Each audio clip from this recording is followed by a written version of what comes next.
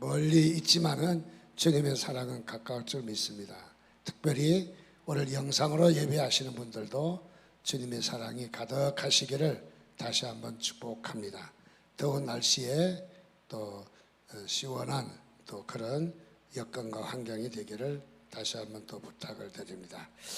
계속해서 말씀을 교회의 원형이다 하는 제목으로 두 주간에 걸쳐서 말씀을 나누었고, 또 오늘로서 또 일단은 마무리를 좀 치려고 합니다.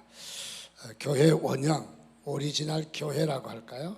아니면 교회 중에 교회라고 할까요? 또 주님이 원하시는 교회 모습은 어떤 모습일까 하는 모습을 교회의 원형, 초대교회를 통해서 찾아보기를 원합니다. 그래서 우리 대체적으로 교회의 원형을 어디에서 찾느냐, 하나님의 말씀에서 찾지만은 초대교회에서 찾습니다. 초대교회. 왜냐하면 초대교회는 그야말로 오고 간 모든 세대의 본이 되는 교회이기 때문에, 그래서 어느 교회나 오늘날 21세기가 되어서 목표하는 바가 있다면 초대교회로 돌아가자. 초대교회로 돌아가자 하는 것은 우리가 초대교회를 카피하자, 초대교회 원형으로 원형을 되찾자 하는 모습이 바로 초대교회로 돌아가자 하는 것이죠. 그래서 교회는 교회되게 하려면은 먼저 우리에게 중요한 교회의 원형에서 카피를 해야 된다. 그렇기 때문에 우리는 교회의 원형이 무엇일까? 우리 사도행전에 또는 계시록에 잘 나타난 교회의 모습을 보며 교회의 원형이 이러한 요소들이 있더라, 또 이러한 특징들이 있더라. 그래서 교회가 원형을 찾는, 우리가 카피본을 가지고 다시 카피하면은 그것은 우리가 원형을 잊어버릴 수가 있는 거죠. 항상 우리가 놓치지 않아야 될 부분은 원형인 것입니다. 원형. 우리가 예수 믿으면서도 가장 우리가 잊지 않고 본받아야 될 것은 우리 주님이신 거죠. 우리 주님이 우리가 본받아야 될 원형이죠. 우리 사람이 원형이 아니죠. 우리 목사도 그렇고 장로도 그렇고, 물론 우리가 본이 되고 우리가 이 주님을 닮아가야 되겠지만은, 그러나 우리를 카피할 수 있는 원본은 아닌 거죠. 원본은 오로지 주님이시죠. 그래서 우리가 원형을 놓치지 않는, 그래서 원형에서 원본에서 카피하는 원형이 중요하다 하는 것을 말씀드렸습니다. 그러므로 우리 교회가 이 초대교회 원형의 모습을 찾아보면서 오늘 우리는 어떤 교회의 모습을 되찾아야 되느냐, 어느 부분에 도전을 해야 되느냐, 바로 그런 기회가 될 줄로 믿습니다.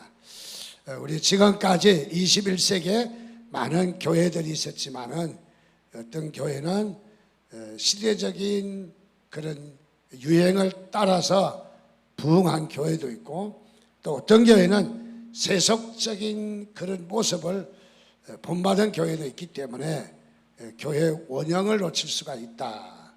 그래서 313년 콘스탄틴 대제에 기독교 국교라고 하는 엄청난 일을 하셨지만은, 그러나 그 가운데 놓친 부분은 교회가 원형을 잊어버리고 대형화되고, 그리고 교회가 이렇게 그 건물 중심의 교회로 또 부족함이 있었다 하는 것을 말할 수 있습니다. 그래서 우리는 교회의 원형이 어떤 점이었던가 몇 가지를 계속 살펴보고 있는 중입니다.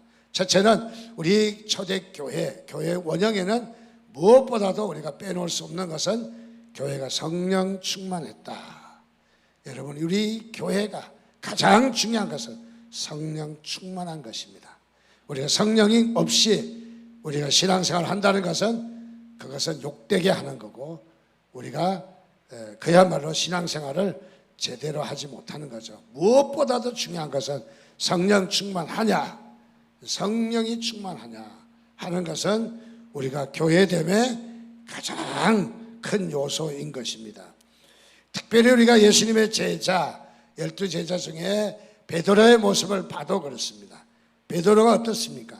그는 변신하고 또 연약하고 조석으로 변하는 그런 사람이었지만은, 그러나 그에게 성령이 임할 때에는 엄청나게 변화가 가져왔습니다.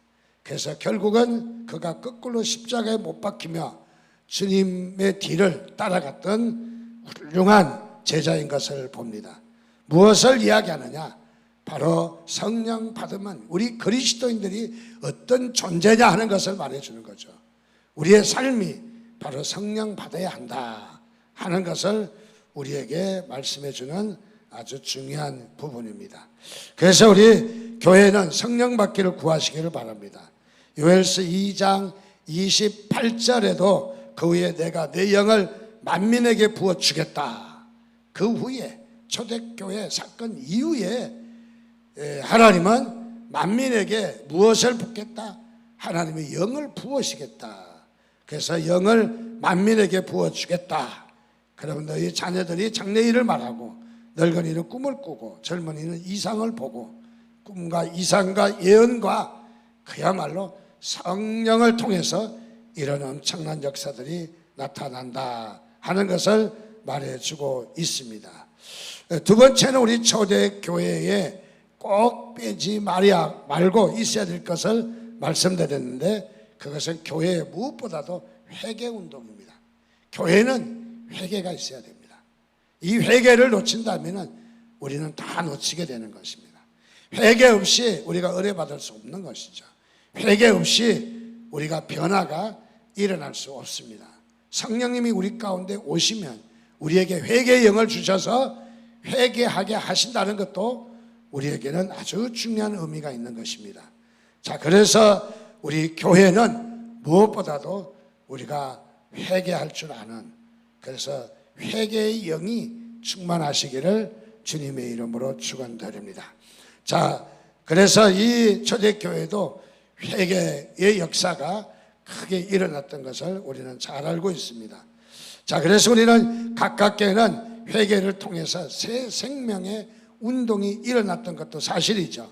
또 교회가 살아났던 것도 사실이고, 가정과 개인과 사업이 살아났던 것도 역시 교회를 통한 회개 운동이 교회의 건강성을 회복하게 되었다 하는 것이죠. 그래서 우리 교우들의 눈에는 이 눈물이 마르지 않는 회개의 영이 그야말로 일어나야 될 것을 말해주고 있습니다. 1907년 우리 평양 대부흥운동의 주도적인 역할을 했던 길성주 장로로부터 있었던 이 바로 회개운동이 한국이라는 나라 전 세계에 이르기까지 영향을 주는 초대교회 이후로 가장 성령의 강력한 역사가 일어났던 이 성령의 주도적인 역사, 이것을 한국교회가 감당하게 되었다. 그 후에 나타난 반응이 어떻습니까? 세계 10대 교회 중에 무려 6개 교회가 1, 2, 3, 4, 5, 6기가 한국에 있어요. 그야말로 이 한국이 경제 쬐끄마한 나라이지만 경제 10위권으로 진입할 수 있고, 정말 세계에서 땅덩어리 적고 인구 적지만은 그러나 세계의 이런 그 기술은, 고기술은 한국에 많이 있는 것도 하나님께서 우리 한국 백성에게 바로 이 지혜의 문을 열어주기 때문이다. 자, 그래서 회개 운동은 교회를 살리고 가정을 살리고 나라를 살리고 민족을 살리는 것을 발견합니다. 자, 그래서 교회는 무엇보다도 이런 회개의 운동, 회개를 통해서 바로 새 생명의 역사도 태동되고 회개를 통해서 이런 변화들이 가져오는 것을 우리는 발견할 수 있습니다. 더 나아가서 지난주에 말씀을 드린 교회는 무엇보다도 또 중요한 것은 교회는 전도가 있었다. 그래서 전도가 빠질 수가 없다. 즉 복음이 빠질 수가 없다. 복음을 우리가 절대로 우리가 외면하거나 나태할 수 없다. 또 복음이 우리에게 그냥 지나가는 장난감이라고 생각할 수가 없다는 것이죠. 복음이 얼마나 중요한가. 오늘 우리에게도 복음이 전달되기까지는 수많은 사건들이 또 사연들이 포함되어 있잖아요. 이 복음이 전달되기 전에는.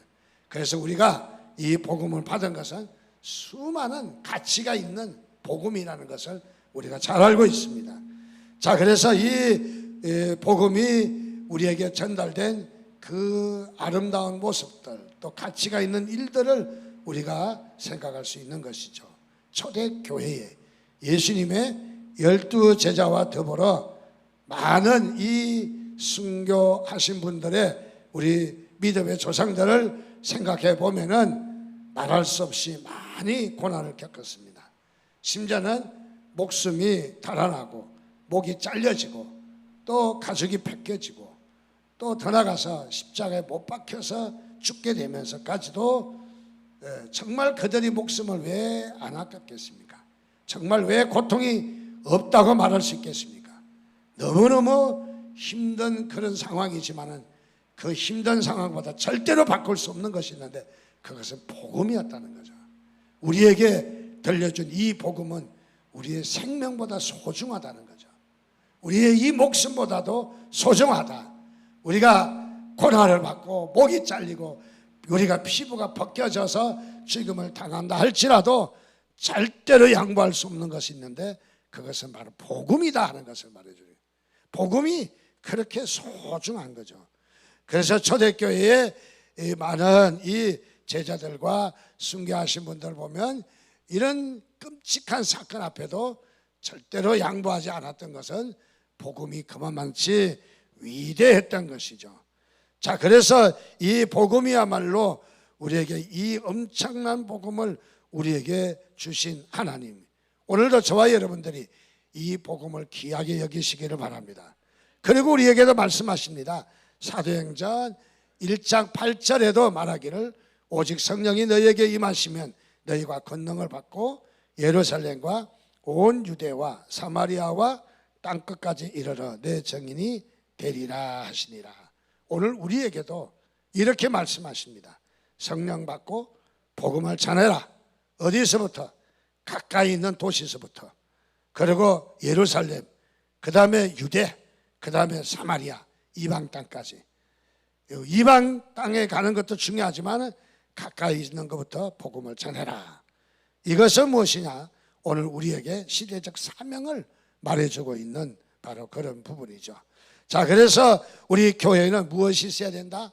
바로 새 생명을 향한 복음을 전하는 현장이 있어야 된다. 그래서 우리는 복음을 전하는 우리의 가슴에 불신자를 향한 마음이 있어야 된다 하는 것을 말해주고 있습니다. 자, 교회가 존재하는 데는 복음을 전하는 일이 있어야 된다. 그것이 우리 교회 존재에 너무너무 중요한 것이다 하는 것을 말해주고 있는 것이죠. 자, 오늘 네 번째로 우리 초대교회 원형을 회복하려면 무엇보다도 지난 세 가지도 중요하지만은 네 번째, 이 교회는 원형을 회복하는 일은 무엇보다도 기도가 있어야 된다. 교회는 기도인 것입니다. 기도 없이 우리는 신앙생활을 할 수가 없는 것이죠. 그래서 오늘 성경에도 보면 기도만 강조한 것이 아니라 가르침을 받고 교제를 하고 떡을 떼고 그 다음에 전혀 기도에 힘쓰니라. 옛날 성경으로 전혀 기도에 힘썼다. 무엇을 말합니까? 떡을 떼는 일도 전혀 힘써야 되지만은, 교제하는 일도 전혀 힘써야 되지만은, 가르침을 받는 일도 힘써야 되지만은, 무엇보다도 기도하는 일에다가 전혀 기도에 힘썼다. 얼마나 기도가 중요한지를 잘 말해주는 것입니다. 여러분, 기도할 수 있으면 살 수 있습니다. 기도하면은 우리 복음성 가운데도 기도할 수 있는데 왜 걱정하십니까? 기도할 수 있는데 왜 염려하십니까? 우리가 기도할 수 있다는 것. 우리는 다른 것 다 어려움이 다 온다 할지라도 기도할 수 있으면은 그것은 해결되는 것입니다. 해결의 열쇠가 바로 기도이라는 것을 말해주고 있습니다. 자, 그래서 우리는 무엇보다도 기도하는 교회가 되어야 된다. 어려울 때도 기도하시기 바랍니다. 힘들 때도 기도하시기 바랍니다. 좋은 일이 있을 때도 기도하시기 바랍니다. 시험이 들 때도 기도하시기 바랍니다. 그래서 시험이 들 때 기도하면 시험을 이길 수가 있다고 이야기합니다. 악한 사단 마귀들이 공격할 때도 우리가 이길 수 있는 힘은 기도인 것입니다. 에베소서 6장 11절에 마귀의 관계를 능히 대적하기 위하여 하나님의 전신갑주를 입어라. 기도를 하라는 거죠. 기도로 전신갑주를 입어라. 6장 18절에도 모든 기도와 간구를 하되 항상 성령 안에서 기도하고 이를 위하여 깨어 구하기를 항상 힘쓰며 여러 성도를 위하여 뭐하라? 기도하라. 여러분, 기도의 그 범위가 넓어지시기를 바랍니다. 기도하는 종들은 망하지 않습니다. 그래서 우리는 어려운 일이 있을 때도 기도하고, 특별히 우리 셀원들에게 문제를 해결해 주지는 못하지만은 같이 기도하는 일은 할 수 있어요. 하나님께 기도하는 일이 더 큰 일인 줄 믿습니다. 우리가 해결하는 일보다도 우리가 이 기도할 때, 같이 기도할 때, 또 기도의 영적인 부분이 전달되기 위해서 같이 손을 잡고도 기도하고, 또 우리가 기도함으로 우리가 같이 공유할 수 있기 때문에 우리가 교회에서 세련들을 만나도 이 구석 저 구석, 이곳 저곳에서 같이 기도할 수 있다면 이 기도가 우리를 살립니다. 기도가 우리는 한국을 살리고 나라를 살리고 교회를 살리고, 기도가 우리 코로나 가운데서 살릴 줄 믿습니다. 그래서 우리는 초대교회 원형을 찾으려면 기도하는 교회가 되어야겠다. 다섯 번째로, 이 초대교회 원형을 찾는 일에는 무엇보다도 초대교회는 교제가 있었다. 교제. 사도행전 2장 44절에서 45절에 믿는 사람이 다 함께 있어 모든 물건을 서로 통용하고 또 재산과 소유를 팔아 각 사람의 필요를 따라 나눠주고 라고 했습니다. 초대교회는 교제가 있었습니다. 오늘날 우리는 어떻습니까? 코로나로 말미암아 지금 1년 반 정도가 지금 교제가 끊어지고 있어요. 옛날에 그냥 우리가 밥 한 그릇 먹고 같이 담소를 나누었던 것이, 그것이 별것 아닌 거다 생각할 수도 있겠지만은 지금 와서 돌이켜 보니까 그것도 얼마나 귀한 일인지 몰랐어요. 얼마나 귀한 일인지. 그야말로 성도의 교제가 얼마나 중요한지. 자, 우리가 이 코로나 방역으로 우리가 이 식사하는 일은 금해야 되는 것은 맞죠. 그러나 한 가지 더 말을 첨부하면은, 예배는 좀 제한적인 것은 몰라도 예배는 이렇게까지는 우리가 막을 것은 아니다. 정말 예배는 좀 풀어줘야 된다.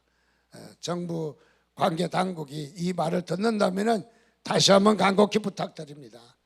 예배는 풀어줘야 합니다. 적어도 최하 20%는 풀어줘야 합니다. 자, 그래서 우리는 이 초대교회는 무엇보다도 교제가 있었습니다. 교제가 얼마나 교제가 귀했는지, 심지어는 자신의 소유까지도 내놨다는 거죠. 자신의 것으로 여기지 않았다는 거죠. 초대교회는 유무상통했다. 초대교회는 공동체 의식이 확보되어 있었다는 거죠. 제 것을 자기의 것이라고 말하지 않고 네 것 내 것 따지지 않았다. 그것은 무엇이냐면 기독교 공동체입니다. 기독교는 우리가 천국 가서 어떤 삶을 살까 한번 우리가 생각해 본다면 기독교 공동체예요. 공동체를 이루어야 돼요. 이 땅에는 우리가 죄인된 사람들이 모여 있기 때문에 아직은 우리가 교회가 온전하지 못하기 때문에 공동체에 우리가 회복은 할 수가 없어요. 다 죄인된 인간이기 때문에. 그러나 언젠가는 주님이 우리를 불러서서 저 천국으로 우리를 인도하실 때는 공동체가, 완전한 공동체가 이루어 주실 줄 믿습니다만, 또 우리는 그게 목표이기도 해요. 자, 그래서 우리는 공동체가 얼마나 중요한가. 오래전에 필리핀 저 산악 지역으로 전도여행 갔을 때 휴게소라고 해봤자 뭐 우리처럼 이렇게 시설이 잘 돼 있는 것이 아니고 그냥 가다가 좀 덜판에 차를 조금 쉴 수 있고, 그 다음에 야외에서 시커먼 솥단지 걸어놓고 뭐 끓여서 뭐 음식을 팔기도 하고, 우리는 그냥 그 양은 솥 바라보니까 먹고 싶은 생각이 다 도망가 버리더라고요. 산악지대에 7시간 8시간 막 비틀거리고 가다가 거기 섰는데 얼마나 이 휴게소가 지저분한지 뭐 그냥 덜판이죠. 뭐 거기서 음식을 먹어야 된다고 하는데 다 안 먹겠대요. 그래서 뜨거운 물 좀 주면 라면 끓여 먹겠다, 우리 그렇게 해서 먹은 적이 있는데, 근데 휴게소 밑에 편에 우리를 데리고 가시는 거예요. 그 가이드 하시는 분이 저 밑에 그 건물이 있는 것을 보여주대요. 허스름한 건물이에요. 그래서 그 건물의 소개를 받는데 세계적으로 유명한 기독교 공동체의 모습이라는 거예요. 우리가 내려갈 수는 없지만은 저 건물이 그 유명한 기독교, 제가 잊어버렸어요. 그 유명한 기독교 공동체가 저서 이루어지는, 물론 나 환자들이 모여있기는 하지만은 기독교 공동체가 있는 그 유명한 그 기관이라고. 산에 틀어박혀서 있지만은 그 세계적인 기독교 공동체가 형성된 모습을 잘 보여주고 있습니다. 그렇습니다. 우리의 끝내 목표는 기독교 공동체입니다. 그래서 이 땅에서도 우리는 공동체의 모습을 닦아나가는 것이 아름다운 모습이다. 우리의 복음이 들어오기까지도 1885년 미국의 장로교 언더우드 선교사와 감리교 아펜젤러 선교사가 약 지금으로부터 120년 전에 복음을 들고 들어왔습니다. 그들은 어떻습니까? 한국에다 물질을 쏟아부었습니다. 학교를 세웠습니다. 병원을 세웠습니다. 그들이 돈이 많아서 한국에다가 물질을 쏟아부은 것이 아니라 그저 교회 연세 드시고 허리 아프고 다리 아프고 그야말로 몸 비틀거리 가면 식당에서 접시를 닦으면서 한 푼 두 푼 모은 돈으로 한국에다 쏟아부었던 것이죠. 그리고 교회를 세우고 밀가루 갖다 주고 구제물자를 갖다 주면서 한국에다 복음을 전했습니다. 그랬더니 120년이 흘러서 오늘날에 4만 5천 교회, 10만의 주예종, 1200만의 기독교 신자, 놀라운 역사를 이뤘던 것은 그야말로 이 물질을 쏟아 부었다. 물질의 역사가 얼마나 큰 역사인지를 잘 말해주는 부분이기도 합니다. 그렇습니다. 오늘 이 기독교 공동체 하나가 되게 하는 일, 성도의 교제가 돼 있는 것이 교회를 살리는 역사입니다.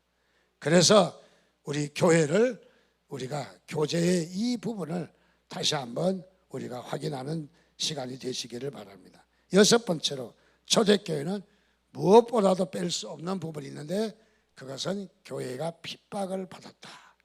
우리가 핍박을 원하는 것은 아니지만은 그러나 핍박 없이 부흥된 적 없어요. 핍박 없이 우리가 성공한 적은 없었다고 하는 것입니다. 그래서 우리가 잘 알고 있는 말, 이런 말이 있잖아요. 노 크로스 노 크라운이라고. 십자가 없이는 영광도 없다라는 말이죠.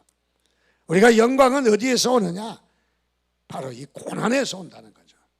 우리 주님도 십자가라는 고난을 통해서 영광을 얻으셨잖아요. 그래서 모든 이름을 예수의 이름 앞에 꿇게 하시는 그런 영광을 주신 것은 고난이었다고 하는 것이죠. 우리 신앙생활 하면서 고난을 환영하는 바는 아닙니다. 저도 고난 싫습니다. 그러나 고난 없이 우리가 성장할 수 없더라고요. 그래서 우리가 신앙이 성장하지 않는다, 또 우리가 좀 믿음이 좋아지지 않는다 하는 것은 너무 아니란 생각을 가지면 신앙생활 좋아지지 않아요. 때에 따라서는 어려움이 있지만은, 다소 고난이 있지만 뛰어드는 거예요. 뛰어들면 해병대 군대를 가면은 수영을 잘하는가 못하는가 분별해서 수영을 잘하는 사람은 이쪽으로, 못하는 사람은 이리 와라. 수영을 할 때는 이렇게 하지 않습니다. 제일 먼저 그냥 수영복 입혀갖고 물속에 다 떠다니는 거죠. 그러면 허버적거리고 이리저리 허버적거리나 수영 배우는 거예요. 예. 우리 믿음도 마찬가지인 거죠. 믿음이 좋아서 우리가 성숙하는 것이 아니라 고난을 이겨낸 사람이 성숙하더라고요. 우리 신앙생활 할 때도 어떻습니까? 우리가 고난을 겪은 사람이 성숙하고 또 어려움에 도전한 사람이 신앙을 성숙한 것을 발견합니다. 자, 그래서 우리는 이 고난이 우리를 얼마나 복되게 하는지 다시 한번 말씀드리면 1907년 우리 한국의 부흥의 역사를 가지고 온 것은 분명히 축복입니다. 이 축복이 그냥 있은 것이 아니라 앞으로 있을 고난을 대비하라 하는 메시지였죠.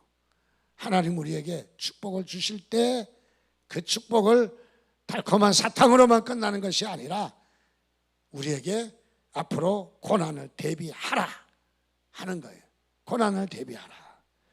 그래서 우리 짧게 몇 가지 우리 한국 역사를 살펴보면 어떻습니까? 1907년 평양 대부흥운동이 일어날 때에 그야말로 바로 한일합방이 일어났어요. 그래서 일본 식민 통치에 들어갔던 일을 잘 알고 있습니다.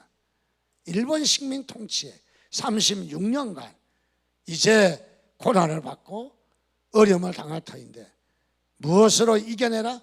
1907년 부흥의 불길로 이겨내라는 거예요. 가서 싸우라는 거예요. 우리가 지난날에 은혜 받은 것은 앞으로 있을 고난을 이겨내라고 주신 것이에요. 이겨내라는 거죠. 그리고 돌아가서 이런 뜨거운 부흥의 불길이 다시 한번 일어나기 시작했습니다. 그것은 어떻습니까? 우리 이 가까이에 멀리 있지 않습니다. 우리 이 바란 쪽에 가면은 그야말로 우리 여러 개 교회들이 있습니다. 특별히 3.1운동을 주도했던 교회들입니다. 이 3.1운동은 단순하게 우리가 민족해방운동이기도 하지만은 그러나 저희 동기가 이 제일 첫째로 일어났던 그 3.1운동의 그 교회에 여기 화성시 여기에 있어요. 그래서 이야기를 자주 들을 수 있었는데 그 모습 보면 신앙운동이에요. 단순하게 3.1운동 우리 이 민족해방운동만 아니라 신앙운동이었다는 것을 너무너무 여러 가지로 볼 수가 있습니다. 무엇을 말합니까? 1907년 부흥운동이 꽃을 피워서 소망을 주었던 거죠. 해방이 된다 하는 것을 소망을 주었던 것이죠. 그것이 뭐냐? 우리 아이고 3.1운동이죠. 그야말로 이 엄청난 운동이 일어났습니다. 또 가깝게는 어떻습니까? 1950년 6.25 전쟁이 발발하는데도 우리가 뭘로 이겨낼 수 있어요? 6.25라는 우리 수십만의 우리 사람들이 죽고 우리 낙동강까지 밀려서 우리가 참으로 말할 수 없는 이런 형편에 처하게 되었는데 다시 회복하고 또 어떻게 됐습니까? 부산의 부정교회를 통해서 우리 이승만 대통령이 부르짖었던 것이 목사와 장로들은 다 모여서 구국 기도회를 할 때 메가더 이를 통해서 인천 상륙작전이 벌어지고 이 민족이 살 길을 얻었다는 거죠. 우리 이 민족은 정말 기독교를 못 버려요. 이 민족이 기독교를 버리는 놈들은 제가 일부러 놈들이라고 그랬습니다. 그야말로 배은망덕한 사람들이다. 우리 한국은 정말 기독교를 절대 버릴 수가 없는 것이죠. 자, 이런 모든 것은 우리가 고난이지만은 이 부흥운동을 통해서 우리에게 바로 이렇게 성숙하고 대비하라고 우리에게 주신 큰 축복의 역사입니다. 자, 어떻습니까? 하나님께서는 우리에게 이렇게 크게 들어 쓰시는 것입니다. 히브리서 11장 36절에서 38절 말씀해 보니까 또 어떤 이들은 조롱과 채찍질 뿐 아니라 결박과 옥에 갇히는 시련도 받았으며 돌로 치는 것과 톱으로 켜는 것과 시험과 칼로 죽임을 당하고 양과 염소의 가죽을 입고 유리하여 궁핍과 환난과 학대를 받으며 이런 사람은 세상이 감당하지 못하였느니라. 그들이 광야와 산과 동굴과 토굴에 유리하였느니라. 이런 고난을 받으면서도 그야말로 이겨냈던 것은 바로 이 얼마나 핍박을 이겨냈는지를 발견할 수 있습니다. 최근에 있었던 일입니다. 2000년 2월 10일 12시에 북한의 함경북도 무산시 장마당에서 있었던 일입니다. 기독교인이라고 하는 이영희라는 37세가 되는 사람을 공개 총살하는 일이 있었습니다. 처형을 할 때에 남녀의 당원들을 동원시켜서 이쪽 저쪽에서 고발하게 했고 그 자리에서 현장에서 적결 심판으로 사형에 처하는데 이것을 통해서 다른 인민들에게 경각심을 주기 위해서 사형에 처하게 됩니다. 이 성도는 하반신은 고문으로 이미 다 일그러졌고 만신창이가 되었습니다. 또 그를 12개 새끼줄로 목과 가슴 그리고 허리를 동여맸습니다. 그리고 처형당하는 사람의 눈은 헝겊으로 가려졌고 부서진 다리는 힘없이 주저앉을 수밖에 없었습니다. 그리고 사격수들에게 조전을 명하는 장교가 발사 준비라고 명이 떨어질 때 그야말로 이 이영이라는 성도는 이렇게 소리를 외칩니다. 예수 믿으시오. 예수 믿어야 합니다. 예수님이 주인이십니다. 하고 외치는 순간 발사함으로 그의 몸은 만신창이가 되었습니다. 머리에 4발, 가슴에 4발, 배에 4발이 온몸에 살찜을 그야말로 동가리 내버렸습니다. 대체적으로 이 저격수에게 일반인에게는 그야말로 이 실탄이 얼마 되지 않는 3발씩 주어지는데 이 예수 믿는 사람에게는 무려 12발이나 이렇게 그야말로 벌집을 만들어서 사형을 처했다 하는 것을 말해줍니다. 동료 복음을 전했던 전도인이 이것을 지켜보고 이것을 전하게 되어서 오늘 우리에게까지 알게 되었습니다. 그렇습니다. 오늘 마태복음 10장 22절 말씀에 너희가 내 이름으로 인하여 모든 사람에게 미움을 받을 것이나 나중까지 견디는 자는 구원을 얻으리라. 오늘 우리에게 고난이 있다고 말해주고 있습니다. 우리에게 이런 고난들이 아픔이긴 하지만은 그러나 더 나아가서 우리에게 큰 축복으로 우리를 바꿔주시는 것입니다. 우리 다니엘이 어떻습니까? 다니엘이 그야말로 그에게는 7배나 뜨거운 풀밑불에 들어가야 했고 사자굴 속에 그런 가운데서도 타협하지 아니하고 신앙을 지켰던 것을 잘 알고 있습니다. 오늘 초대교회는 핍박이라고 하는 것을 결코 비껴나지 않았습니다. 초대교회가 어린 교회, 막 이제 기지개 펴고 좀 뭔가 몸을 추스리고 힘을 낼까 하는 그 어린 교회입니다. 그런데도 이 교회가 핍박을 감당했습니다. 핍박을 감당해서 이겨냈던 초대교회. 오늘 우리에게도 핍박은 있다 하는 것이죠. 핍박을 건너갈 수 없다 하는 것을 말해주고 있습니다. 7번째로 초대교회는 합심하는 교회였다. 교회는 합심이 참 중요합니다. 조금 전에 공동체 회복을 말씀드렸지만은 교회는 합심하는 겁니다. 합심. 교회는 각기 나누어지면은 그때부터 교회는 사양길이에요. 그래서 교회는 그 나누어지는 구심점이 있다면 제거해야 돼요. 큰 교회는 왜 나누어질까? 왜 교회가 어려움이 있을까 보면은 대체적으로 물질이 많아서 그래서 카페를 누가 운영하냐. 왜냐하면 큰 교회는 장사가 되거든요. 또 교회는 재산 처리를 어떻게 하느냐. 그렇다고 해서 개인이 가져가는 거 아니잖아요. 그런데 욕심이 지나쳐 가지고 어떻게 또 한몫 얻어먹을까 해서 그런지 대체적으로 이래서 네 것 내 것 하다가 교회가 분리되고 교회가 망신창이가 돼요. 교회가 만시창이 되는 것은 자기의 주장을 할 때예요. 그래서 우리는 교회가 합심해야 돼요. 교회를 위해서 마음을 하나로 쏟아야 됩니다. 그래서 어려움이 있을 때도 내가 좀 욕을 먹고 내가 좀 손해를 봐도 교회가 어려움이 있다면 내가 내려놔야 합니다. 우리 저 영락교회 가면은 늘 말씀드리지만은 장로님의 비석이 있다고 그랬죠. 공산당이 쳐들어와서 여기 목사님 어디 있느냐? 내가 목사요. 그래서 처형당해 죽습니다. 왜 내가 목사라고 했을까?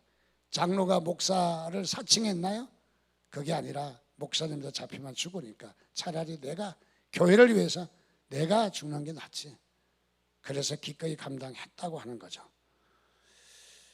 교회는 합심할 때 교회가 부흥해. 그래서 얼마나 내적으로 교회가 합심하고 있느냐 하는 것이 중요합니다. 8번째로 교회는 무엇보다도 기적이 많이 일어났습니다. 기적이. 기독교는 기적의 전공입니다. 하나님께서 일하십니다. 우리 교회도 최근에 들어서 기적들이 많이 나타납니다. 다 일일이 말씀을 나누지 못하지만 우리 최근에 몇몇 분들이 병안으로 어려움이 있지만은 이겨내고 우리 저 장종석 장로님이나 또는 우리 소희 또 우리 이순혜 집사님 등등 할 것 없이 많은 어려움 가운데도 이겨내고 우리 이순혜 집사님은 안 아플 때보다 더 밝은 것 같아요. 하나님께서 역사해 주실 줄 믿습니다. 바로 항암 치료를 해도 이겨내면서 잘 감당하는 기적들이 많이 일어나고 있어요. 우리 기독교는 끝으로 기적의 종교입니다. 여러분들 이런 초대교회가 우리는 다시 한번 본받아야 되고 이 초대교회를 본받고 우리 교회를 변화시킬 주도적인 인물은 누구입니까? 따라서 합시다. 나입니다. 나. 내가 바로 주도적인 인물입니다. 너가 아니라 나입니다. 나. 내가 살아서 움직일 때 교회가 삽니다. 예. 다른 사람이 아니라 바로 나인 것이죠. 그래서 우리 초대교회의 모습을 닮아가는 우리 교회도 초대교회의 아름다웠던 그런 많은 축복들을 우리 교회에서 만들어지는 역사가 있기를 주님의 이름으로 축원드립니다. 기도하겠습니다. 우리 함께 기도합니다. 하나님, 우리도 이런 초대교회 같이 아름다운 교회, 칭찬받는 교회, 정말 주님이 기뻐하시는 교회가 되기를 소망한다고 우리 주여 한번 부르짖고 같이 기도하겠습니다. 주여.